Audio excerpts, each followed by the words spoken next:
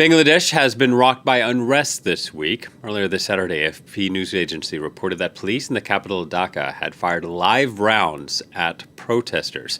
There's growing international concern over the bloody crackdown by police and the army. Unrest was sparked by student-led protests against government job quotas. That anger has since snowballed into a wider movement, and the security response, too, has been significantly ramped up. Let's speak to our regional correspondent, Navedita Kumari, standing by. Hello to you, Navedita. What's the latest information you have this Saturday?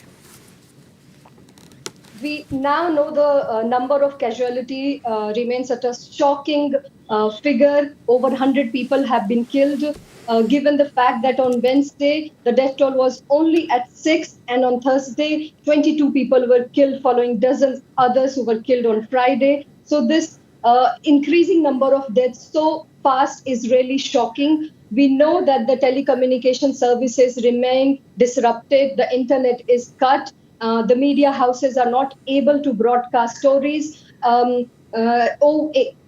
Amongst the injured, there are also journalists, and one journalist was also killed. Over 25,000 people have been injured in this violent protest. We know that the streets of Dhaka today has been seen with heavy armored vehicles. And as you just mentioned, that they were reported to have fired live rounds. So the student protesters are in no mood to stop their demonstration, and the situation in Bangladesh remains very, very volatile. Yeah, and given the very danger of this situation and the students prepared to continue that protest, what's the origins of their anger? Why is the government facing so much discontentment on the streets? It started when last month the Supreme Court reinstated a suspended quota system under which 56% of the government jobs are reserved under various quotas, but the student protesters are urged with a 30% reservation for the children and even the grandchildren of war veterans who fought in the Bangladesh's liberation war in 1971. They say that their selection should be based on merit and not on these unfair quota system.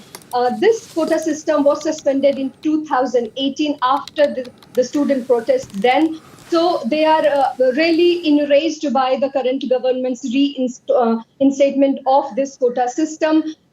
They are saying that they are facing huge challenges because of growing inflation, and there are various economic challenges the country is facing, including its debt obligation and increasing unemployment. So the present protest is coming from a combination of various socio-economic and political factors, and it has been building up for quite some time. People are not very happy with the fourth term of the Prime Minister Sheikh Hasina, and many are calling her an authoritarian leader. So that's why this whole protest has been building up, and they are really angry at the government and the way they are handling this protest. Indeed, it sounds like a perfect storm. Navedita, thank you very much. Navedita Kumari reporting.